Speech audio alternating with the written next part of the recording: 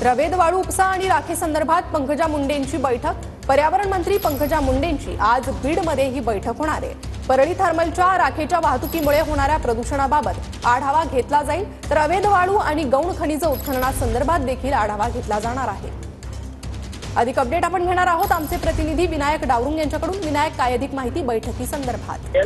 पंकजा मुंडे ज्या आहेत त्याच बीड दौऱ्यावरती असणार आहेत आणि महत्त्वपूर्ण बैठक जी आहे पंकजा मुंडे जिल्हा स्तरावरची घेणार आहेत। त्यामध्ये अवैध वाळू उपसा आणि राखेचा गैरप्रकार, त्याचप्रमाणे गौण खनिज उत्खनन जे आहे त्यामुळे मोठ्या प्रमाणात पर्यावरणाचा ऱ्हास जो आहे तो हानी होतीये, या सगळ्या बाबींचा आढावा जो आहे तो पंकजा मुंडे जे आहेत ते आज बीडमध्ये घेणार आहेत आणि साहजिकच कठोर पावलं उचलण्याचे निर्देश काही ते देतात का हे बघावं लागेल, कारण बीडमध्ये हे सगळे प्रकार जे आहेत ते वाढलेले आपल्याला पाहायला मिळत आहेत।